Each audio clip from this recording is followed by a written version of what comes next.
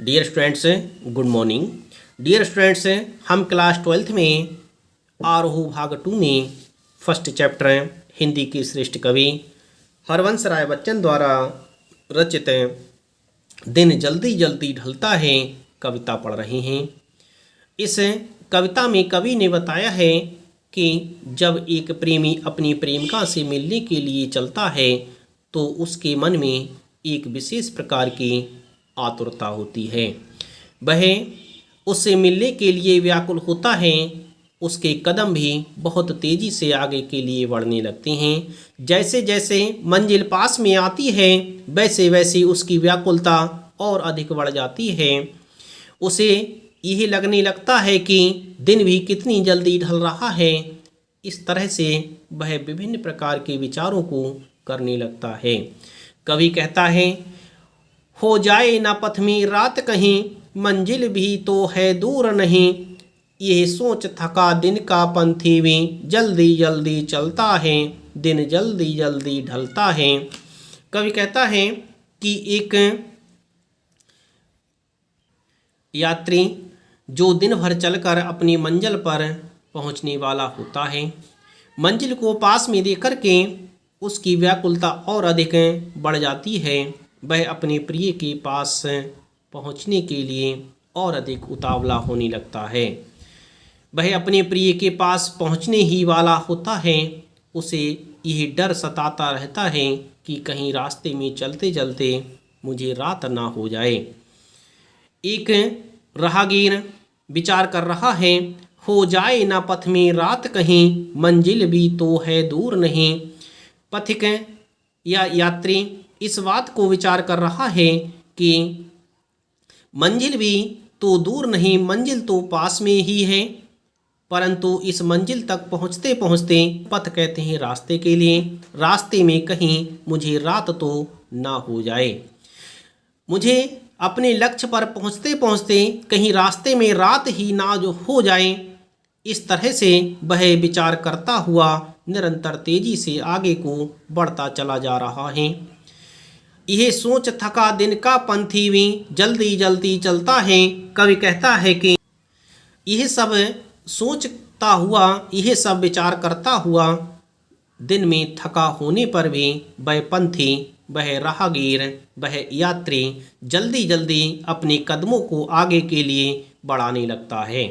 उसे इस बात का डर सताता रहता है कि कहीं ऐसा ना हो कि इस रास्ते पर चलते चलते ही मुझे रात हो जाए, कहीं मुझे देर ना हो जाए। यह विचार करता हुआ वह अपने कदमों को और अधिक तेजी से आगे को बढ़ाने लगता है। दिन जल्दी जल्दी ढलता है। वह इस बात के लिए डर रहा था कि कहीं दिन समाप्त ना हो जाए। उसे दिन जल्दी जल्दी ढलता हुआ लग रहा था। उसे यह लग रहा था कि यह दिन भी कितनी जल्दी जल्दी समाप्त हो रहा है, क्योंकि उसके अंदर प्रिय मिलन की आतुरता अत्यधिक व्याकुल हो रही थी। वह प्रिय मिलन के लिए अत्यधिक व्याकुल हो रहा था। इसी व्याकुलता के कारण उसके लिए यह डर लग रहा था कि कहीं इस रास्ते पर चलते चलते ही मुझे देर ना हो जाए। इस तरह से कवि ने इन पंक्तियों के माध्यम से प्रेम की व्यग्रता का अत्यंत सूक्ष्म रूप से चित्रण किया है। जल्दी जल्दी चलना और दिन का ढलने का भय सताना दोनों प्रेम की व्यग्र कामना के ही चिन्ह प्रतीत होते हैं। इस पद्यांश में भाषा अत्यंत सरल रूप में प्रयोग की गई है। संगीतमय तथा सुकोमल और प्रवाहमयी भाषा का प्रयोग किया गया है। इसमें अभिव्यक्ति की सरलता मनभावन रूप में प्रयोग की गई है। इस तरह से कवि ने इसमें एक प्रेम की व्यग्रता का बहुत ही सुंदरता के साथ वर्णन किया है। इस तरह से कवि कहता है कि एक राहगीर जो दिन भर का थका हुआ है, परंतु प्रिय से मिलने के लिए अत्यधिक व्याकुल हो रहा है, और इसी व्याकुलता के कारण उसके कदम तेजी से आगे के लिए बढ़ते चले जा रहे हैं। उसके मन में यही डर सता रहा है कि कहीं इस रास्ते पर चलते चलते मुझे रात ना हो जाए।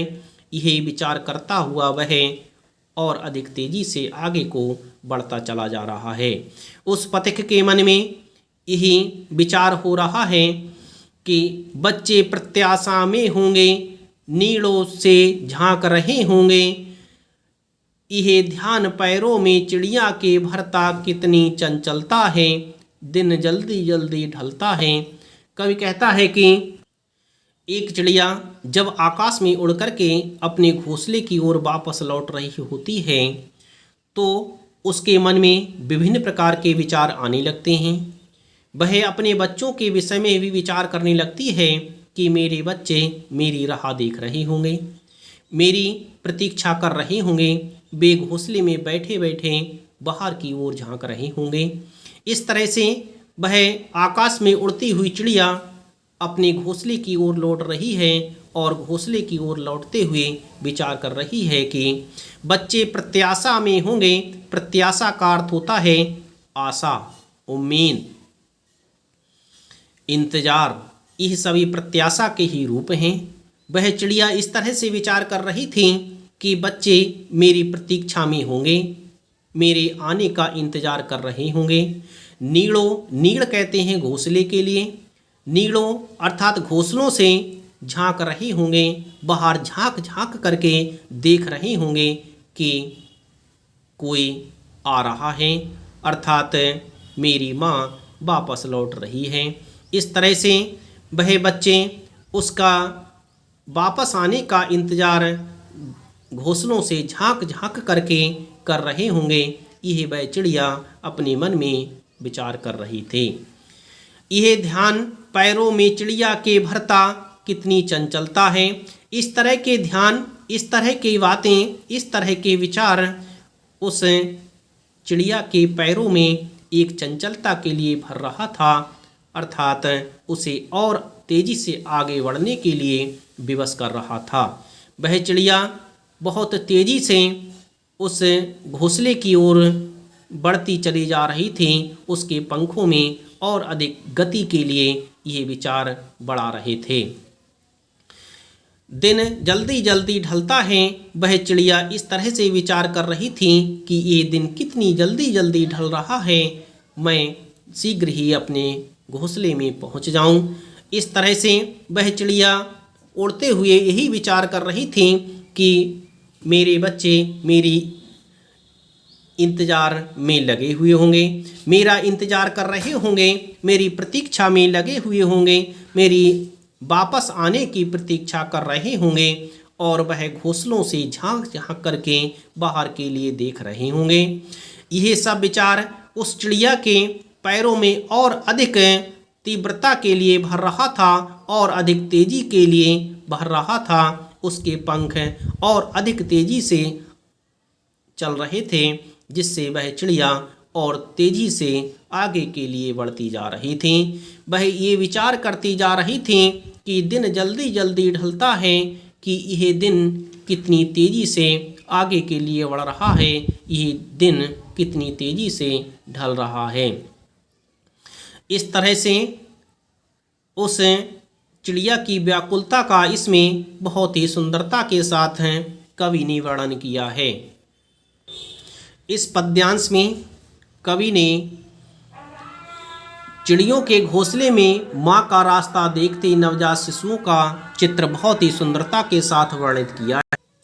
इस पद्यांश में कवि ने बच्चों से मिलने के लिए बेचैन चिड़िया का जल्दी जल्दी पंख फड़फड़ाना, इस बात को व्यक्त करते हुए वर्णित किया है कि एक माँ अपने बच्चों से मिलने के लिए किस तरह से बेचैन रहती है। इसमें भाषा अत्यंत सरल, संगीतमय, सुकोमल और प्रभामयी है। इसमें प्रेम की और ममता की एक सुंदर अभिव्यक्ति की गई है।